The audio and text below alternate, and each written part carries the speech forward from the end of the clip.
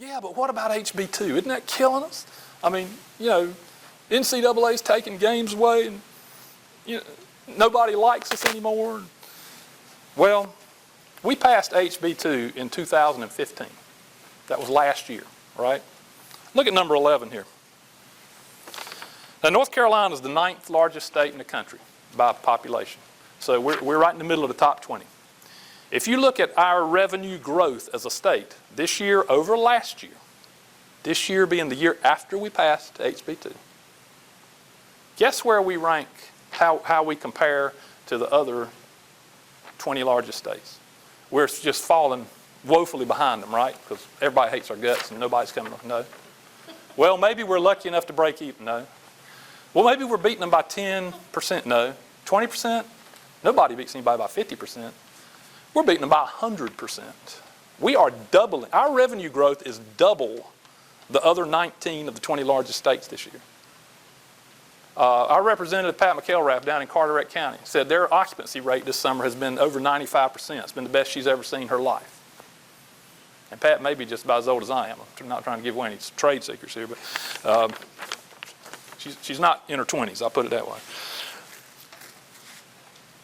Folks, if we do the right thing in North Carolina, and like Pat has said, and like Buck Newton has said, and like some other people have said, and like I'll say till the day I die, if we'll do the right thing here in North Carolina and not buckle to the nuts that run the federal Justice Department when they tell us that the only way we can keep from discriminating against people is to have boys and girls in middle school showering together and have elementary kids going to the same bathroom and all that kind of stuff, we won't be able to keep the people out of North Carolina if we'll say no to that. We won't be able to keep them out. We'll have to build a fence like Donald Trump's talked about to keep people out of North Carolina. Now, again, you won't hear this side of the story, but I have a colleague, female, that works with the same company I do, a large financial firm. She works up in Raleigh at the branch office, just in charge of those of us in the eastern part of the state. She moved here from Massachusetts along with her husband, who's an IT engineer, when Massachusetts changed their definition of marriage because we didn't.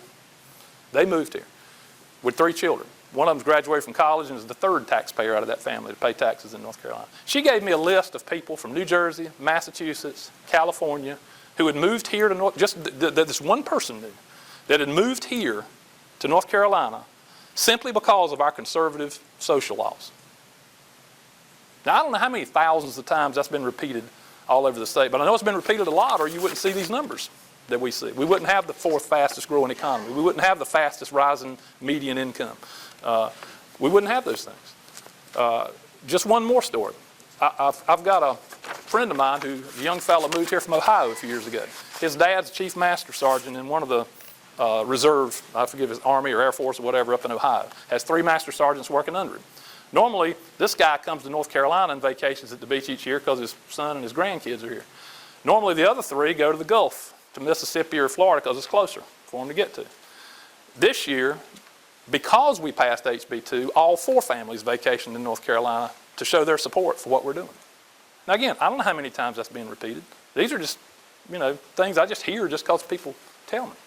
But I can tell you this, the losing the basketball or whatever we lost as far as ball games, complaining about that is the best picture I can give you. It's like complaining about the water that's dripping off the side of a 55-gallon barrel that's full.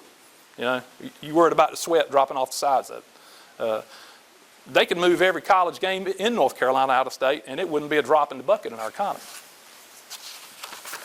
So I'm telling you, the story in North Carolina is good. I don't care whether you're looking at education. I don't care whether you're looking at the economy.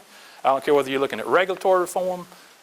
Anything that's important, I think, to conservative-minded people is good. And I've just put a few things here. We've passed pro-life legislation every session I've been in the General Assembly, and I've voted for every single one of them. We've passed Second Amendment legislation every session I've been in the General Assembly, and I've voted for every one of them, and I've even authored bills that didn't get passed.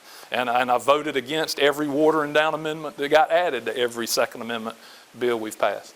I authored a bill that would allow us and our employees that have concealed carry permits to conceal carry in the legislative building, because we got enough nuts coming up there, some of them armed, that I think our employees need to be able to protect themselves. Maybe one of the guys who really didn't like that, who was head of one of the Judiciary Committees, just retired, so maybe I can put that in again next year. But these are all important things to me, and I think they're important things to the people that support me. I hope you'll get out and vote this year. I hope you'll get other people to get out and vote. I hope you'll take some of the materials that I've got.